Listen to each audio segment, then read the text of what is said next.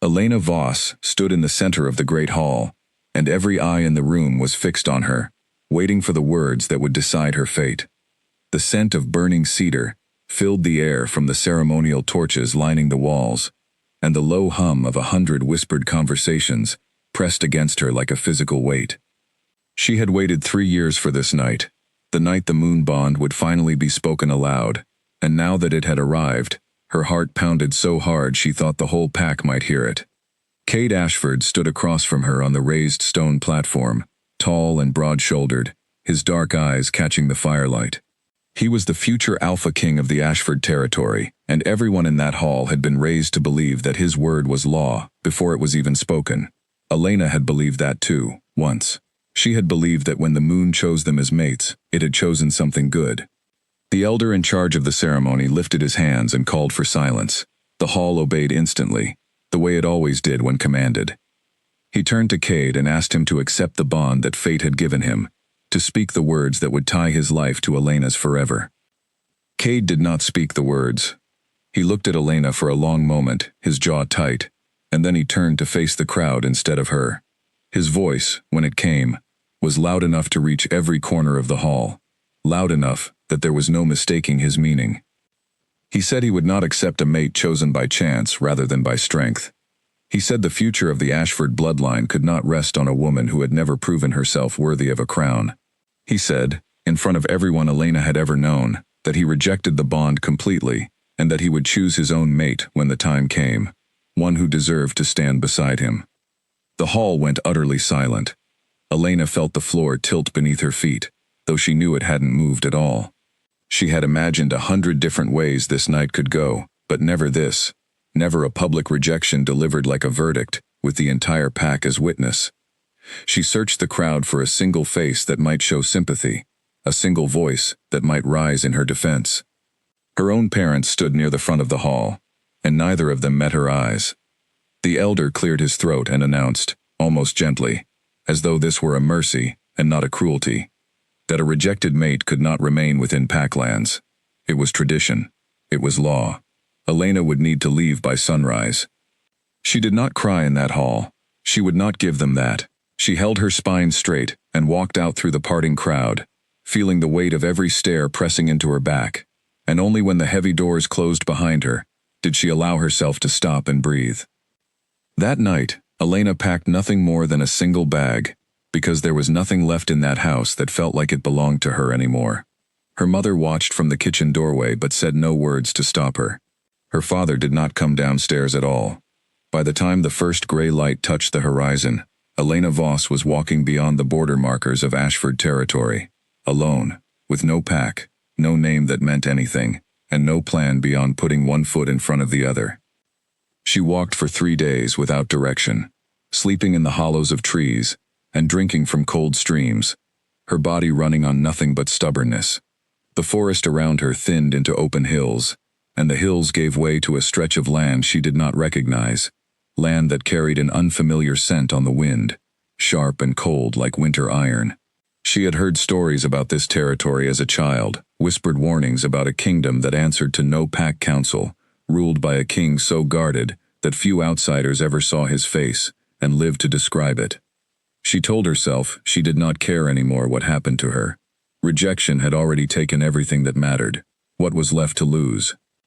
On the 4th day, her legs finally gave out beneath her, right at the edge of a stone marker, carved with symbols she did not know. The last thing she remembered, before the darkness took her, was the sound of footsteps, many of them, moving fast, and a voice calling out words, in a language that was not quite the one she had grown up speaking. When Elena woke, she was lying on a bed far softer than anything she had known in the Ashford house, in a room with high stone walls and windows draped in deep blue fabric. For a moment, she thought she had died, and this was some strange afterlife. Then a woman entered carrying a tray of food and told her, in a calm, matter-of-fact voice, that she was in the Nightshade Kingdom, and that the king wished to see her the moment she was strong enough to walk. Elena's first instinct was fear.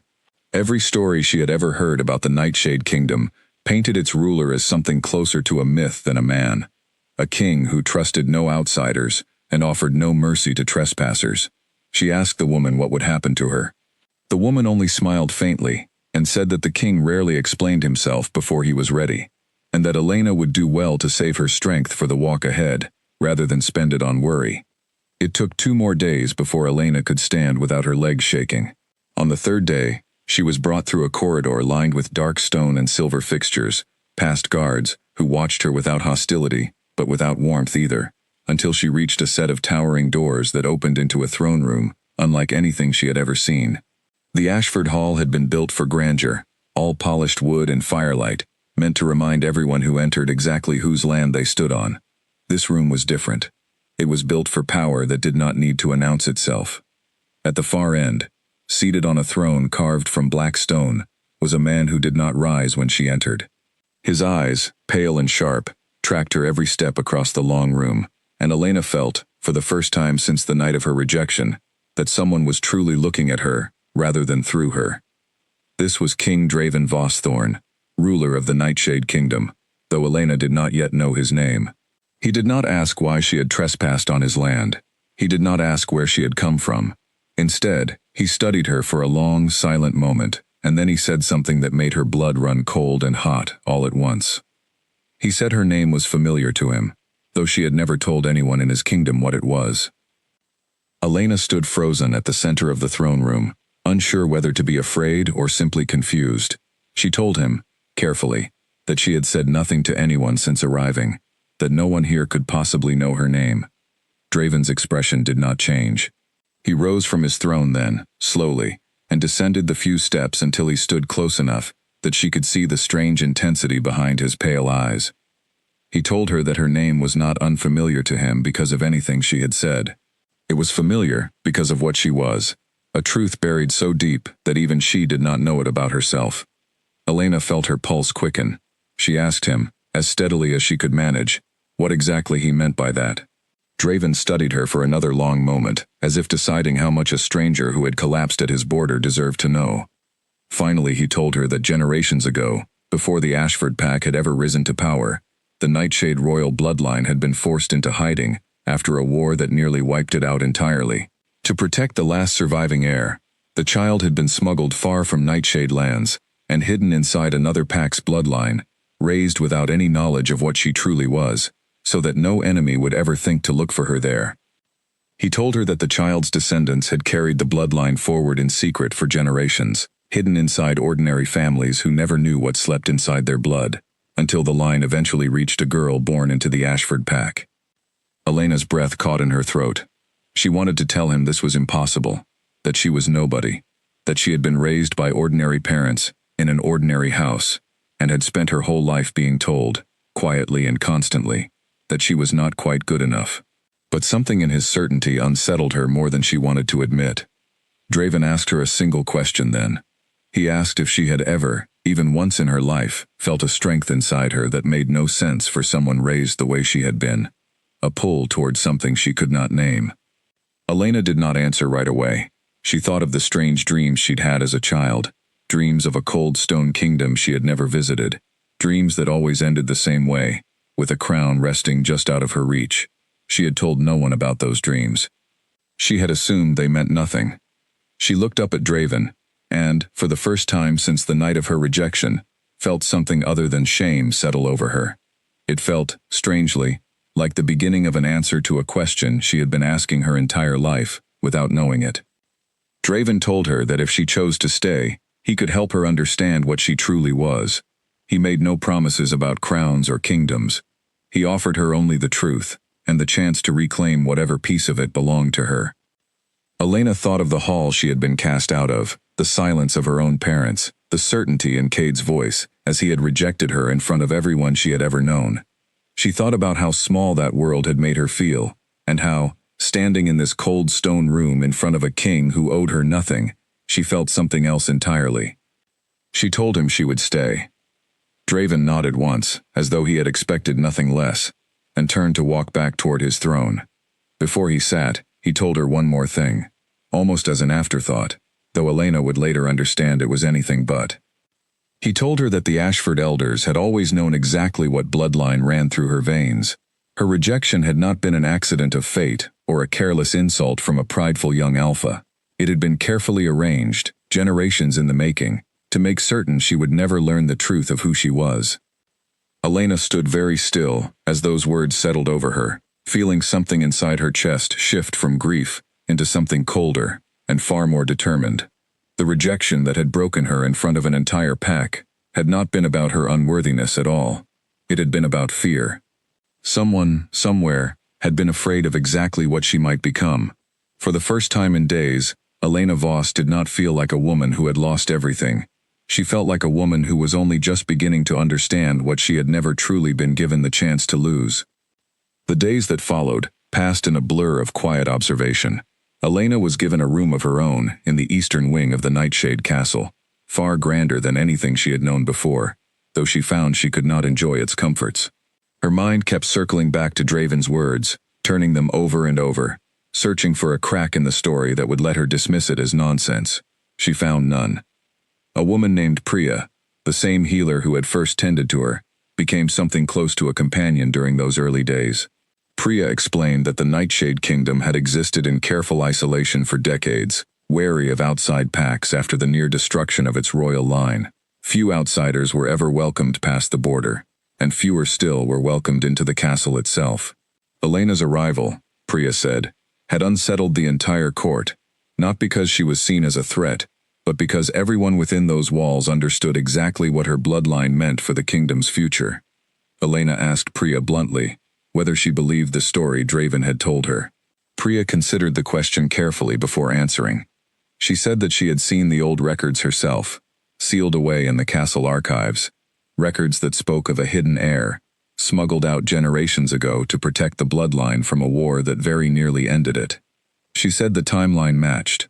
She said the resemblance, now that Elena stood in the castle halls, was impossible to ignore. It was strange, Elena thought, how quickly a stranger's certainty could settle doubts that her own family had spent years planting inside her. The Ashfords had never called her unworthy directly. They had done something subtler, something that left no mark to point to, 1,000 small signals over the years that told her, without ever saying it outright, that she did not quite belong. She had absorbed those signals so completely that she had never once questioned them. Standing in this cold, unfamiliar kingdom, surrounded by strangers who seemed to expect more from her rather than less, Elena began to wonder for the first time whether the story she had been told about herself had ever been true at all. Draven summoned her again on the 7th day, this time not to the throne room, but to a smaller chamber, lined with old maps and even older books.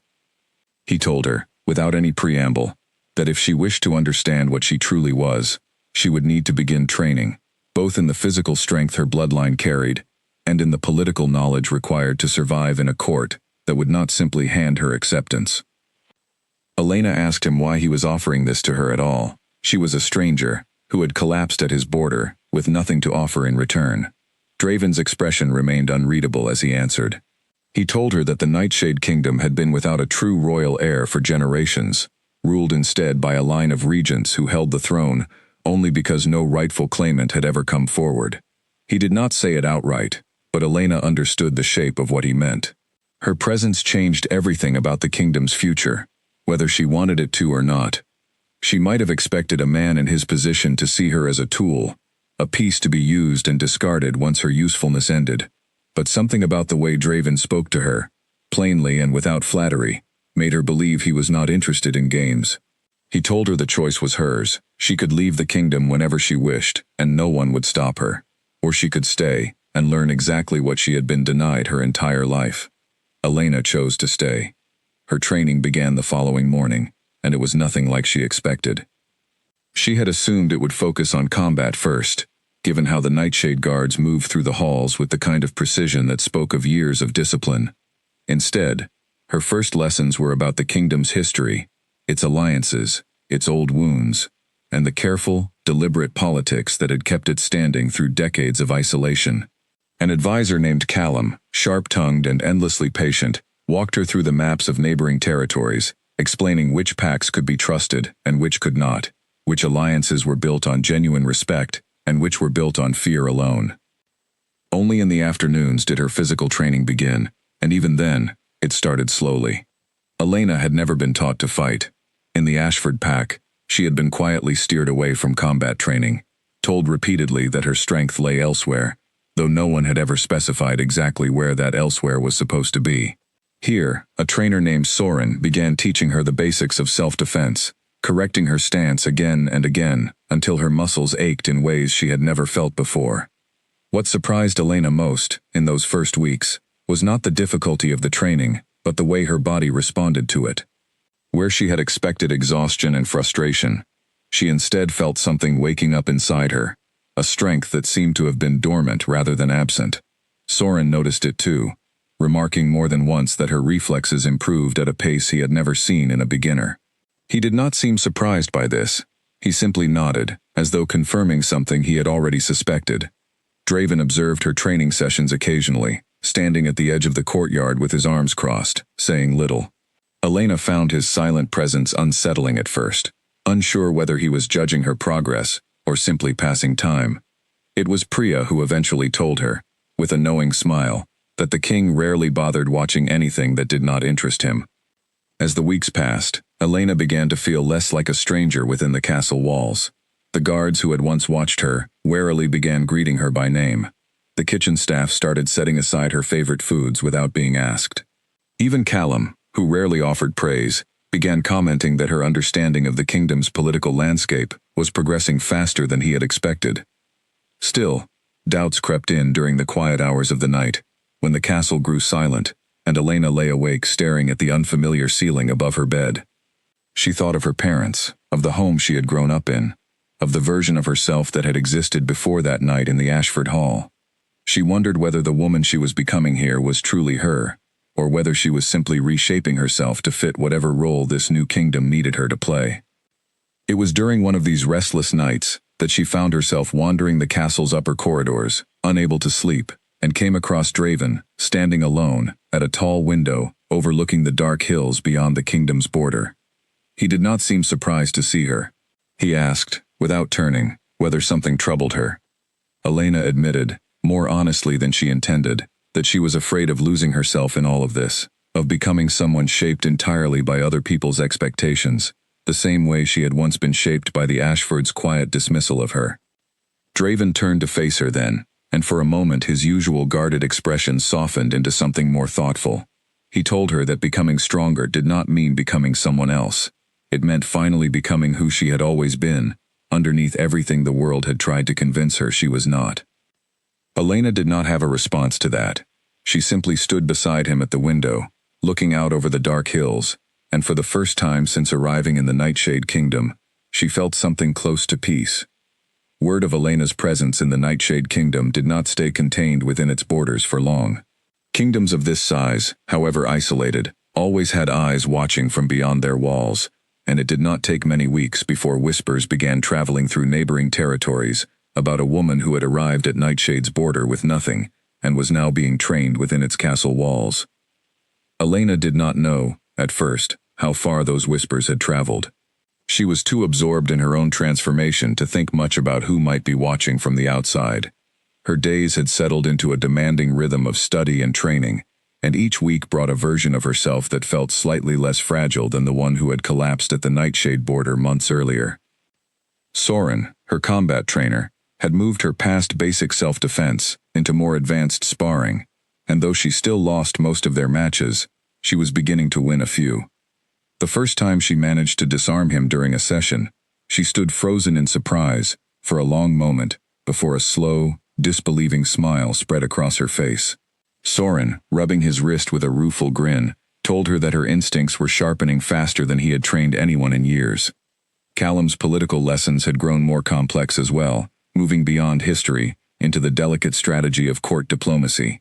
He taught her how to read the intentions behind a diplomat's carefully worded request, how to recognize when an ally's kindness masked a hidden demand, how to negotiate without giving away more than she intended. Elena found she had a natural talent for this kind of careful, patient thinking, a skill that had never been given room to grow within the rigid structure of the Ashford pack.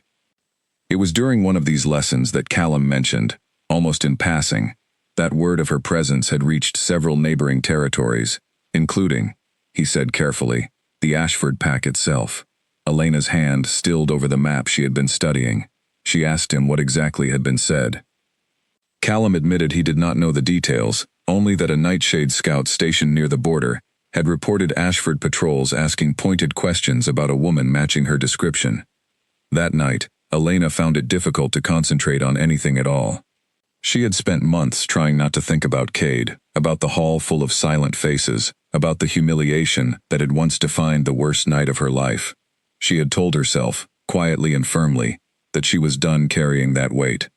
But the knowledge that the Ashfords were asking about her again stirred something she had not expected, a tangled knot of anger, and something uncomfortably close to old familiar hurt. She sought out Draven the next morning, finding him in the same map-lined chamber where her training had first begun. She asked him directly whether he had known the Ashfords might eventually learn of her presence here. Draven did not pretend ignorance. He told her plainly that it had always been a possibility, one he had not hidden from her, and that the Nightshade Kingdom's growing strength would inevitably draw the attention of every neighboring territory, the Ashfords included. Elena asked him what would happen if the Ashfords decided to act on what they had learned, whether they might try to reclaim her or challenge Nightshade's growing power directly. Draven's expression grew serious. He told her that the Nightshade Kingdom had spent decades building its defenses precisely because isolation alone had never been enough to guarantee safety. He assured her that no pack, however proud, would move against Nightshade lightly, not without consequences they would regret. His confidence steadied her, though it did not entirely erase her unease. She spent the following weeks throwing herself even more fully into her training, as though sheer effort could outpace the uncertainty gathering at the kingdom's borders. Her progress continued at a pace that impressed even Callum, who had initially seemed the hardest to satisfy. During one evening study session, he told her, with unusual warmth, that she carried herself now like someone born to this world, rather than someone forced into it. Elena began to notice other changes as well, subtle shifts in the way the court treated her. Where she had once been an unknown stranger, tolerated at the edges of castle life, she was increasingly included in gatherings and discussions that mattered, her opinion sought, rather than simply permitted. The Kingdom's Council, a group of stern, careful advisors who had initially regarded her with open skepticism, began to address her directly during meetings, testing her judgment on matters of trade and territory, with questions that no longer felt like traps designed to expose her ignorance. It was during one particularly tense council meeting, discussing a dispute over resources along the kingdom's northern border, that Elena spoke up for the first time with a suggestion of her own. She proposed a compromise that drew on both Callum's diplomatic teachings and something instinctive she could not fully explain, a solution that satisfied both sides without requiring either to lose face. The council fell silent for a moment, considering her words, before one of the older advisors nodded slowly and admitted it was the most sensible proposal anyone had offered on the matter in weeks. Draven, seated at the head of the table, said nothing during the exchange, but Elena caught the faint approval in his eyes as the meeting continued. Afterward, as the council dispersed, he found a moment to speak with her privately. He told her that she was beginning to think like someone who understood that leadership was not about commanding obedience, but about earning trust. It was a lesson, he added quietly, that many rulers never learned at all. Elena thought of Cade then, of the way he had commanded the entire Ashford pack simply by being born into the right bloodline, never once needing to earn anything from anyone. She thought of how easily he had discarded her in front of that same pack, certain that his authority would never be questioned regardless of what he chose to do. The contrast between that memory and the quiet respect she was beginning to earn here, through effort rather than birthright, settled something firmly inside her. She was no longer the girl who had stood frozen in that hall, waiting desperately for someone else's approval. She was becoming someone whose worth did not depend on anyone else's willingness to see it. As the months continued, the Kingdom's Council began discussing matters that extended beyond simple diplomacy, matters concerning the future leadership of Nightshade itself. Elena overheard fragments of these discussions more than once, careful phrases about bloodlines and succession that made her pulse quicken every time. She was not yet certain what role, if any, she was meant to play in that future, but she could feel the shape of something significant taking form around her, growing clearer with each passing week. One evening, walking alone through the castle gardens after a long day of training, Elena paused beside a stone fountain and allowed herself, for the first time in a long while, to simply breathe without the weight of expectation pressing down on her. She thought about the woman who had walked out of the Ashford lands with nothing but a single bag and a broken heart. And she thought about the woman standing here now, stronger, sharper, and increasingly certain of her place in a world that had once told her she belonged nowhere at all. She did not yet know what the coming months would demand of her, but for the first time since that terrible night in the Ashford Hall, Elena Voss felt something that had nothing to do with fear, and everything to do with possibility. The confirmation came on a cold morning in early winter, when Draven called Elena to the castle's oldest chamber, a round stone room beneath the main hall that few members of the court were ever permitted to enter. Priya was already there when Elena arrived, along with an elderly archivist named Elric, who had spent his entire life guarding the kingdom's oldest records. Elric explained, in a voice roughened by age, that the Nightshade bloodline carried a mark, passed down through generations, a mark that could not be faked or forced, one that appeared only in those who carried the true royal blood. He asked Elena to extend her hand over a shallow basin of dark water, resting on a stone pedestal at the center of the room. Elena hesitated only a moment before doing as he asked. The water, still and silent, suddenly stirred on its own, rippling outward from where her fingertips hovered just above the surface, and a faint silver light rose from beneath, tracing the shape of an old symbol Elena had seen only in her strange, half-remembered childhood dreams. Elric let out a slow breath, and even Priya, who rarely showed much emotion, pressed a hand to her chest in quiet astonishment. Draven, standing at the edge of the chamber, said nothing at all, though the look in his eyes told Elena everything she needed to know. There was no more room for doubt. She was who he had said she was from the very beginning. News of the confirmation spread through the castle by nightfall, though not beyond its walls, since Draven insisted on caution regarding how and when the wider world learned the truth. Still, within Nightshade itself, something shifted immediately. The guards who greeted her each morning began to do so with a new formality. The kitchen staff who had once simply been kind to her, now treated her with something closer to reverence. Even Callum, usually so composed, allowed himself a rare, genuine smile when he saw her the next morning, telling her that he had suspected the truth for weeks, but had not wanted to speak it aloud before it was confirmed. Elena found the sudden shift disorienting. She had spent her entire life being quietly diminished, and now, almost overnight, she was being looked at as something extraordinary. It would have been easy to let the attention go to her head, to let it convince her that she had somehow become a different person overnight. But she found, to her own relief, that the confirmation did not change who she was, so much as it simply gave her permission to stop doubting herself. Draven found her later that evening in the castle library, staring blankly at a book she had not actually been reading. He sat across from her without being invited, which she had learned by now was simply how he chose to enter most conversations, and asked how she was handling the news. Elena admitted, honestly, that it did not feel entirely real yet. She told him that for years she had been taught to believe there was something fundamentally lacking in her, something that made her unworthy of the kind of respect she was now receiving so easily. It was strange, she said, to suddenly be told that the opposite had always been true. Draven considered her words carefully before responding. He told her that the Ashfords had not simply failed to see her worth. They had actively worked to bury it, generation after generation, because an heir who understood her own power was a threat to the quiet control they had built their pack around. Her rejection, he reminded her gently, had not been an accident of fate. It had been fear, wearing the mask of judgment.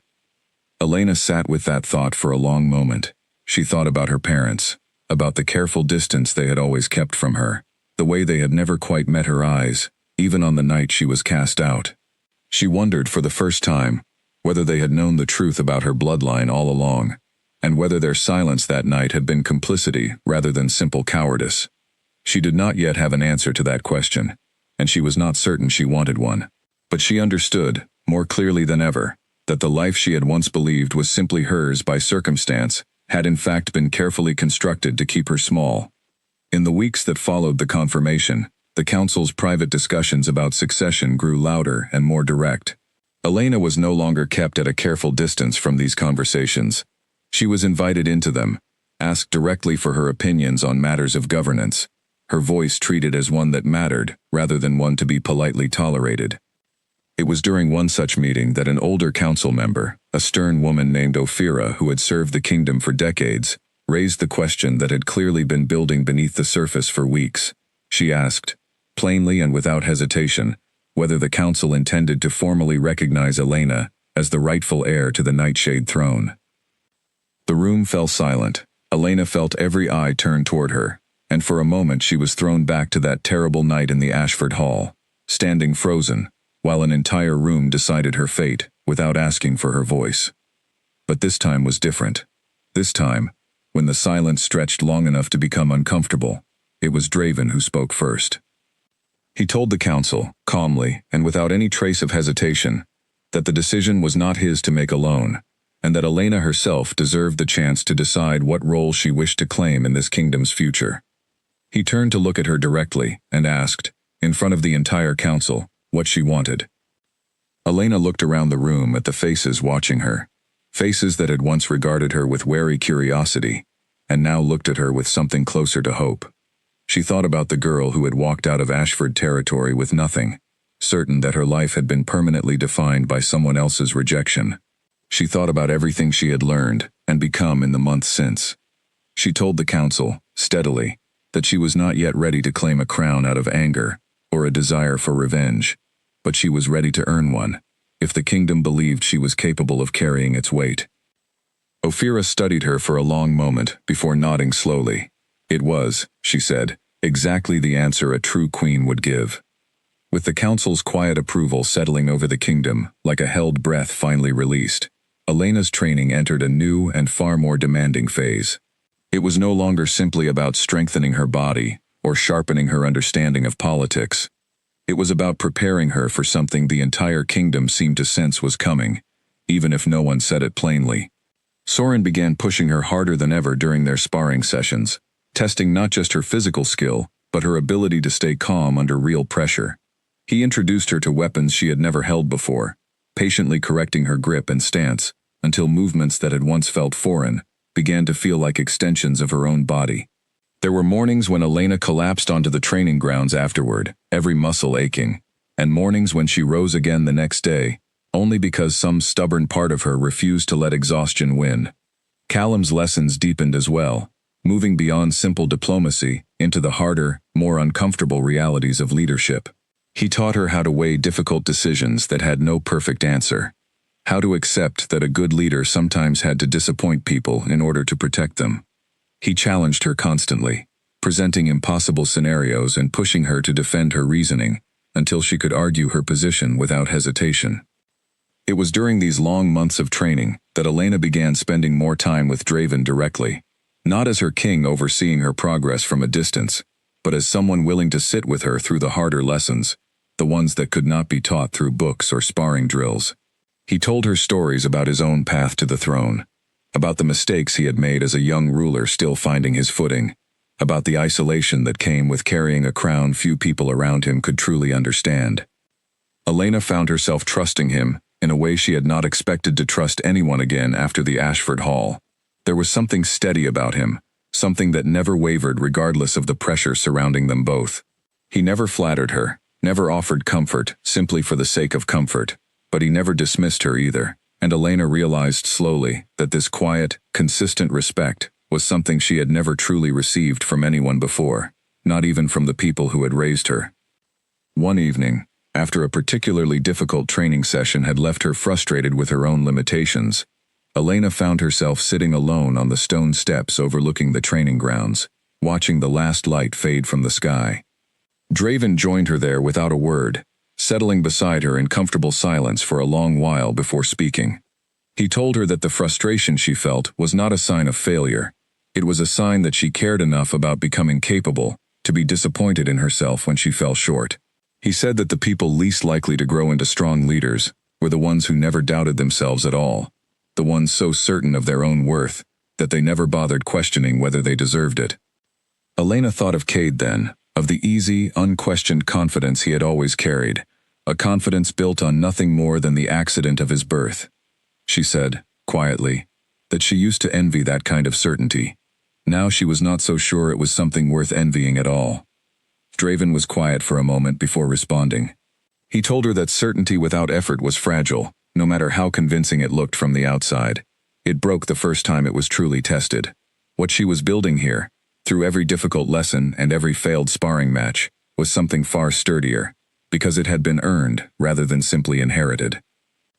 Elena turned to look at him then, studying the profile of his face in the fading light, and felt something shift quietly inside her chest, something she did not yet have words for, and was not sure she wanted to examine too closely.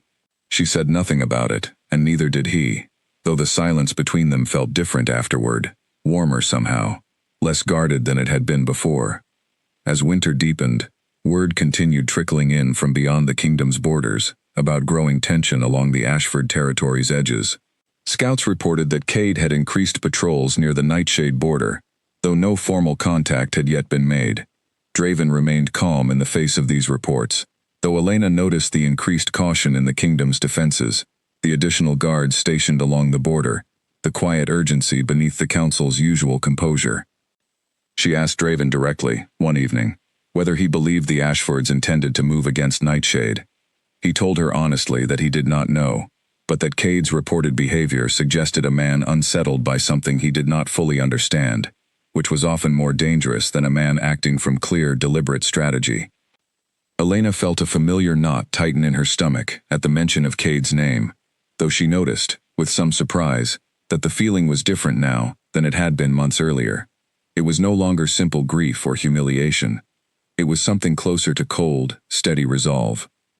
She spent the following weeks throwing herself even more completely into her training, driven now not just by a desire to prove herself worthy of the kingdom's trust, but by a growing understanding that whatever confrontation lay ahead, she intended to meet it as someone fully capable of standing her ground. By the time the first signs of spring began softening the frost along the kingdom's hills, Elena Voss was no longer the broken, exhausted woman who had collapsed at Nightshade's border months earlier. She moved through the castle with a quiet, settled confidence that even she sometimes found startling when she caught her own reflection in passing. She had built something here, slowly and deliberately, that no one could simply take away from her the way the Ashfords had once taken her sense of belonging. Whatever was coming, she intended to meet it standing tall. The council called for a full gathering on the first true day of spring, summoning every ranking member of the Nightshade court into the great hall beneath the castle's high stone ceilings. Elena had grown accustomed to council meetings by now, but this felt different from the moment she walked through the doors. The hall was fuller than she had ever seen it, packed with advisors, guards, and citizens who rarely gained entry to matters of state, all of them standing in careful, expectant silence. Ophira stood at the front of the gathering, and when she spoke, her voice carried easily to every corner of the hall. She reminded the court of the confirmation ceremony months earlier, of the ancient mark that had risen unmistakably at Elena's touch, proof beyond any doubt of her place in the true Nightshade bloodline. She reminded them, too, of everything Elena had accomplished since arriving at their border with nothing, the discipline of her training, the sharpness of her political judgment, the quiet respect she had earned from every corner of the court, through effort rather than entitlement. Then Ophira turned the matter over to the full council, and one by one, each member rose to offer their support, for a decision that had clearly been building for weeks.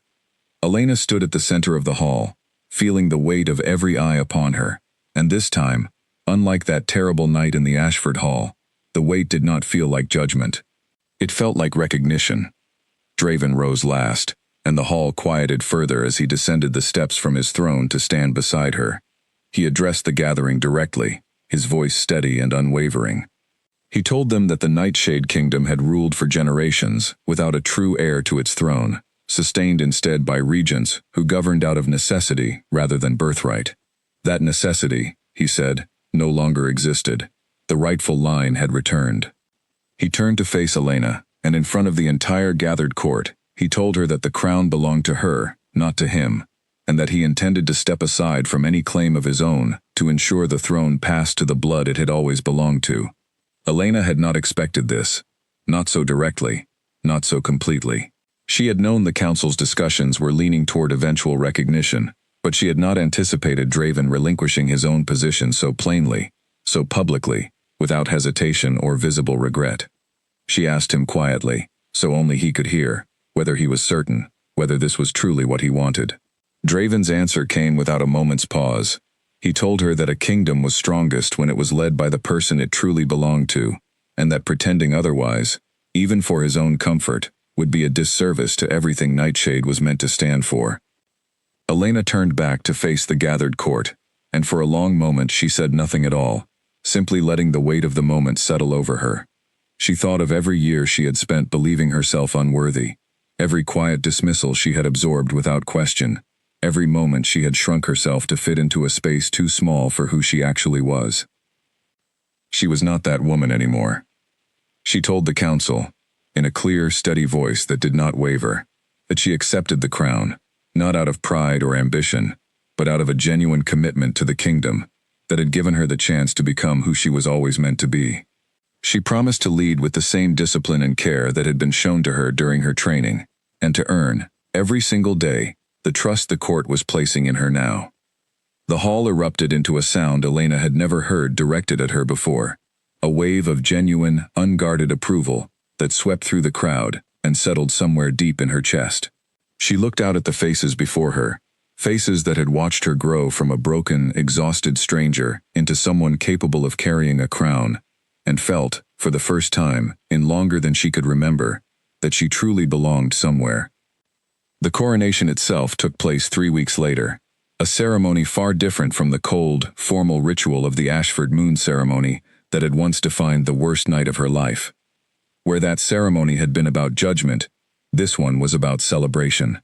The entire kingdom gathered in the courtyard beneath a clear spring sky, and as the ancient Nightshade crown was placed upon Elena's head, she felt none of the fear or uncertainty that had haunted her for so long. She felt, instead, a quiet, settled certainty, the kind that came not from being told she was worthy, but from having proven it to herself, one difficult day at a time. Draven stood at her side throughout the ceremony, no longer her king, but something else entirely, something Elena did not yet have a clear name for, though she found herself increasingly aware of his presence beside her, in ways that had little to do with politics or protocol. When their eyes met during the final moments of the ceremony, something passed between them that neither of them spoke aloud, but both of them understood. Elena Voss, once cast out of her own pack with nothing but a single bag and a broken heart, stood now, as queen of the Nightshade Kingdom, crowned not by fate's careless assignment, but by her own hard-won strength. The girl who had been rejected in front of an entire hall was gone. In her place stood a woman the world would soon have no choice but to reckon with. News of a new queen ruling the once quiet Nightshade Kingdom did not stay contained for long. Within weeks of the coronation, word had spread far beyond its borders, carried by traveling merchants and cautious diplomats who could not resist repeating the astonishing story of a kingdom that had crowned an heir, believed lost for generations. The story reached Ashford territory the same way most rumors eventually did, in fragments passed between guards at the border, half believed and easily dismissed. Cade Ashford heard the first version of it from one of his own patrol leaders, a brief, almost amused report about a Nightshade queen rumored to have appeared from nowhere. He dismissed it at the time as exaggeration, the kind of story that grew larger with every retelling. It was harder to dismiss when the formal envoy arrived. The Nightshade delegation crossed into Ashford territory on a clear morning in early summer, moving with the calm, deliberate confidence of representatives who had no need to prove themselves. They carried with them a sealed treaty proposal, addressed formally to the Ashford Pact Council, requesting a renegotiation of the long-standing border agreements between the two territories. Cade was present when the document was delivered, standing at the edge of the council chamber as the seal was broken, and the contents read aloud. The proposal itself was measured and reasonable, the kind of fair, carefully worded agreement that suggested strength rather than aggression. But it was the signature at the bottom of the document that made the room go still. Queen Elena Voss Thorn, sovereign ruler of the Nightshade Kingdom. Cade stood frozen for a long moment, certain he had misread the name. He asked the envoy directly, his voice sharper than he intended, whether this was some kind of mistake. The lead envoy, a composed young woman named Farah, informed him calmly that there was no mistake at all. Queen Elena had ascended to the Nightshade throne months earlier, confirmed by ancient bloodline records, and formally crowned before the entire court. The room around Cade seemed to tilt slightly. He had spent the better part of a year trying not to think about Elena at all. burying whatever discomfort lingered from that night in the moon ceremony hall beneath the demands of his duties as future Alpha King. He had told himself, more than once, that she had likely found some quiet, unremarkable life elsewhere, exactly as he had always assumed she would. He had never once imagined this. The pack elders reacted with a mixture of disbelief and poorly concealed alarm, murmuring among themselves as they reread the treaty proposal. One of the older council members, a stern man named Halvard, who had served on the Elder Council for decades, went visibly pale as he studied the document, his hands trembling slightly as he set it down on the table. Cade noticed the reaction and asked Halvard directly what was wrong. Halvard hesitated for a long moment before admitting, quietly, that the Ashford elders had long known rumors about a hidden Nightshade bloodline smuggled into their pack generations earlier, though the specific descendant carrying that blood had never been confirmed. He had assumed, as had the other elders, that the bloodline had either died out or remained buried too deeply to ever surface. Cade felt something cold settle in his chest as the pieces began falling into place. He asked Halvard, his voice low and dangerous, whether the elders had known that Elena specifically carried that bloodline. Halvard did not answer immediately, and his silence was answer enough. The envoy, Farah, watched this unfolding tension with the calm patience of someone who had clearly anticipated exactly this reaction. She informed the council, evenly, that Queen Elena requested a formal response to the treaty proposal within 1 month, and that she would be arriving in person to finalize negotiations, regardless of the Ashford Council's decision. After the delegation departed, the council chamber dissolved into chaos, elders arguing over how such a critical truth about their own pack's history could have been buried so completely, and by whom. Cade said little during the argument, standing apart from the rest of the council, with his jaw tight and his thoughts racing. He thought of that night in the ceremony hall, the way he had looked at Elena, and seen only a woman he believed did not measure up to the future he had planned for himself. He thought of the certainty in his own voice, as he had rejected her in front of the entire pack, certain he was making the right choice for their future. He had never once considered that the woman he dismissed so completely might have been carrying more power and more history within her than he would ever hold by simple birthright alone. That night, alone in his quarters, Cade found himself unable to sleep, turning the treaty document over and over in his hands, staring at the elegant, unfamiliar signature at its bottom. He tried to summon the same certainty he had felt on the night of the moon ceremony, the conviction that he had acted correctly, that Elena had never truly been worthy of standing beside him. The certainty would not come.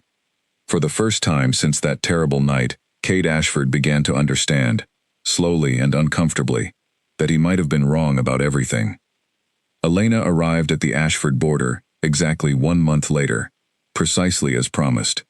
She traveled with a full royal procession, guards in dark nightshade colors flanking a carriage bearing the kingdom's crest, Callum and Farah riding just behind her, and Draven at her side, though he had insisted, when she asked, that this negotiation belonged to her alone. He was there simply as her ally, not as anyone's ruler. The Ashford pack had gathered at the border to receive them, word of the Queen's impending arrival having spread through the territory in the weeks since the treaty proposal had first arrived. Elena felt the familiar knot of tension tighten in her stomach, as the procession crossed into land she had once called home, but she kept her expression calm, her posture steady, exactly as Callum had drilled into her during countless practice sessions. She was no longer the woman who had walked out of these lands with nothing but a single bag and a broken heart. She reminded herself of that with every step forward. The procession moved through the familiar paths toward the Ashford Great Hall, and Elena felt an eerie sense of déjà vu as they approached the same doors she had once walked through in disgrace. Doors that opened now not to receive an outcast, but to welcome a queen. The hall was just as full as she remembered, though this time every face in the crowd turned toward her with something closer to awe than judgment. Cade stood at the front of the hall, exactly where he had stood the night he rejected her, though everything else about the scene felt entirely different. He looked older somehow, though barely a year had passed, his usual easy confidence replaced by something more guarded, more uncertain.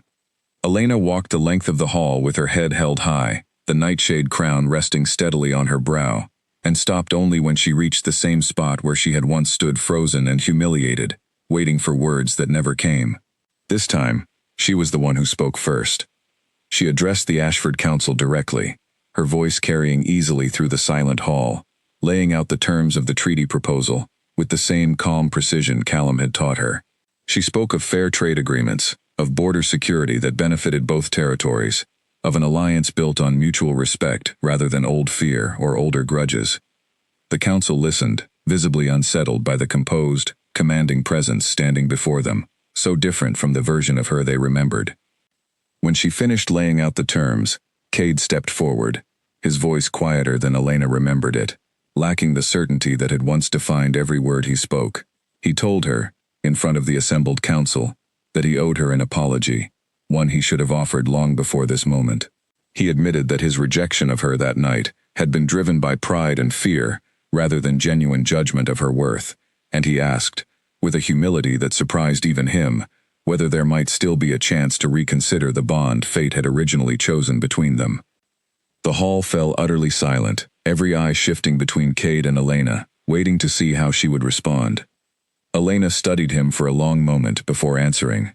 She told him, calmly and without any trace of the anger she once might have felt, that she remembered every detail of that night, the silence of the crowd, the absence of a single voice raised in her defense, the ease with which he had discarded her without a moment's hesitation.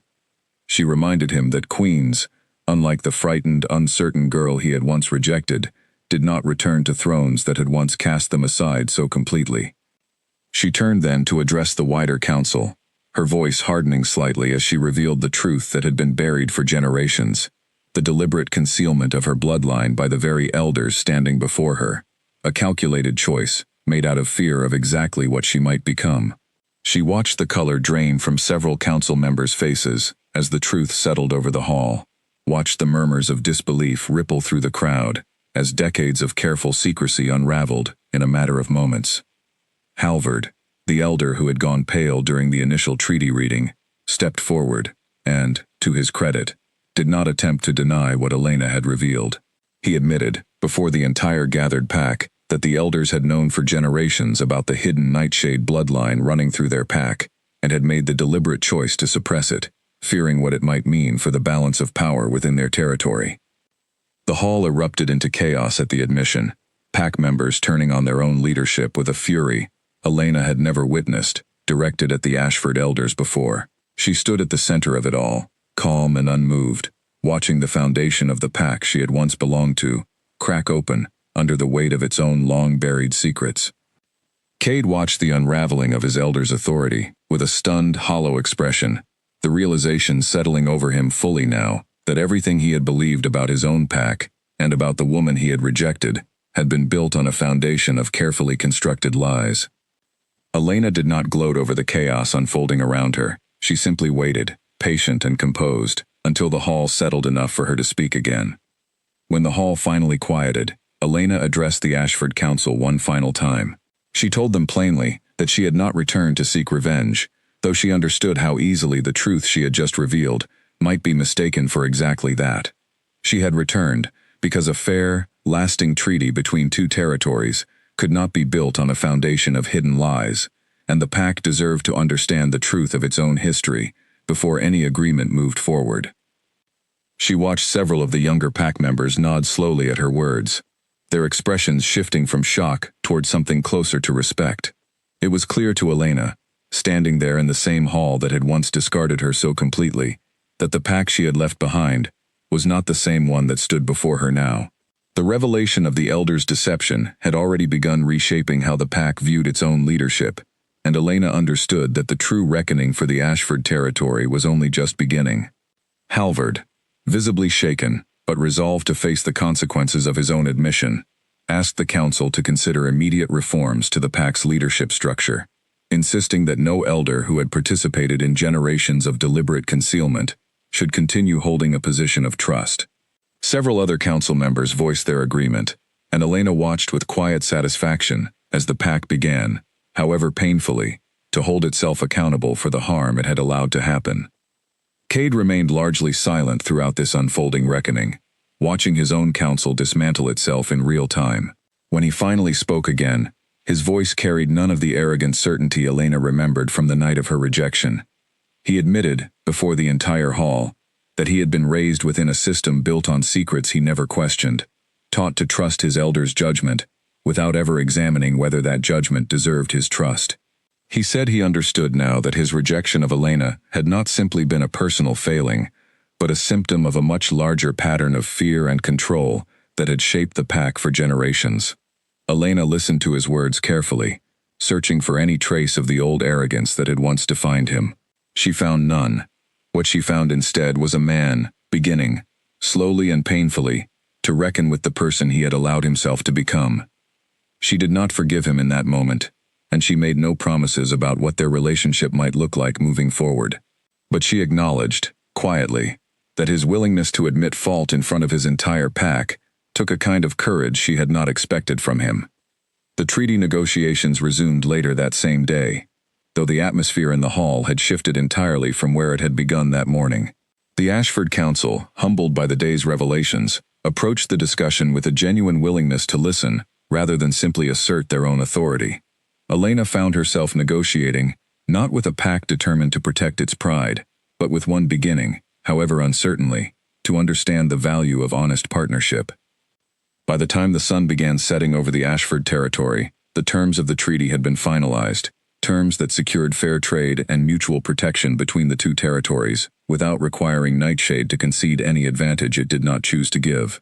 Elena signed the final document with a steady hand, watching as Halvard, now acting as the council's interim spokesperson following the elders' collective removal from leadership, added the Ashford seal beneath her signature. As the formal proceedings concluded, and the hall began to empty, Cade approached Elena one final time, his expression uncertain but sincere.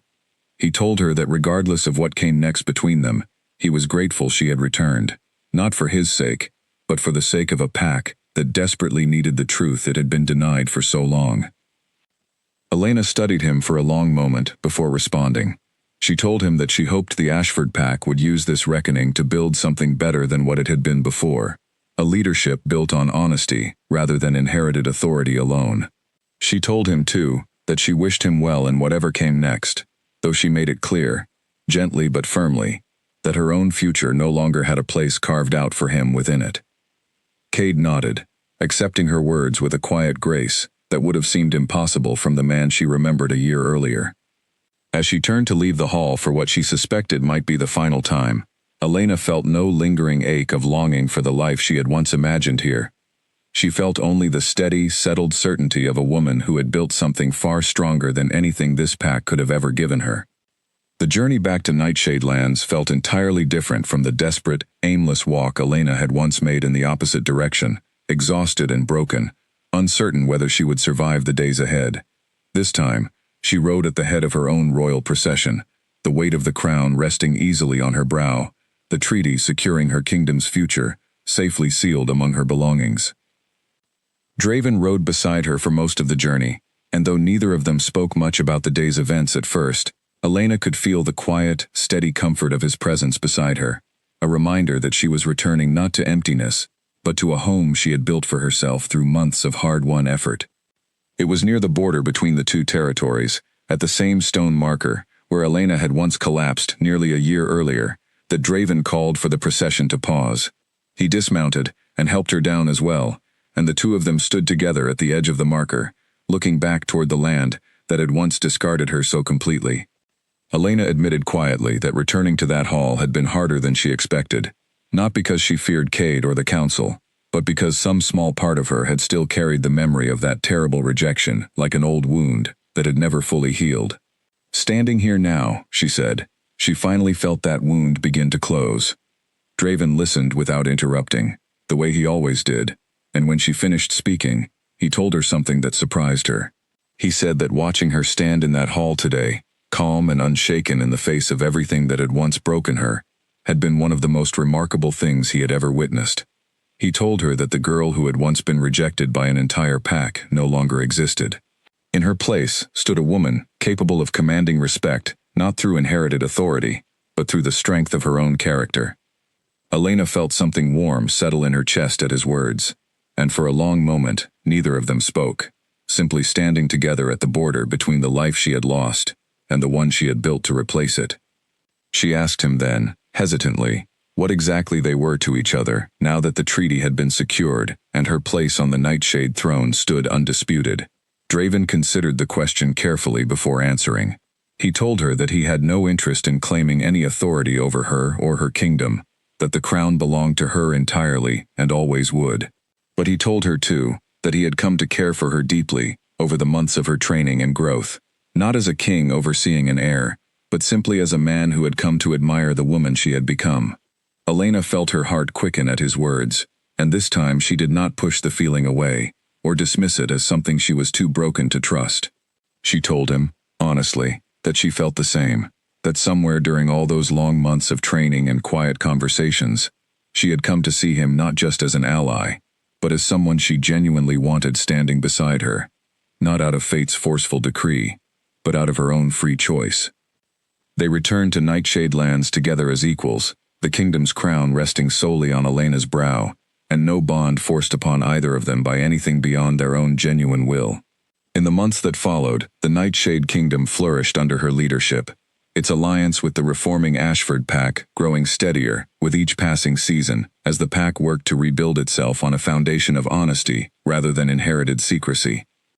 Elena ruled with the same careful balance of strength and fairness that had defined her training from the very beginning, never forgetting the lessons of humility that year had taught her, never allowing the power she now carried to make her forget what it had felt like to be dismissed and discarded by people who should have valued her.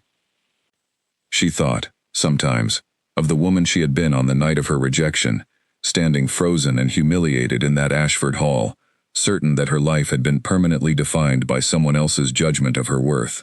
She was grateful, in a strange and complicated way, that the pain of that night had led her here, to a kingdom and a life built entirely on her own strength, rather than someone else's approval. The Alpha who had once rejected her in front of his entire pack had unknowingly set her free to become someone far greater than he ever imagined she could be. And Elena Voss, once cast aside and forgotten, now stood as an undisputed queen, crowned not by fate's careless assignment, but by her own hard-won strength, ruling a kingdom that had chosen her exactly as fully as she had chosen it in return.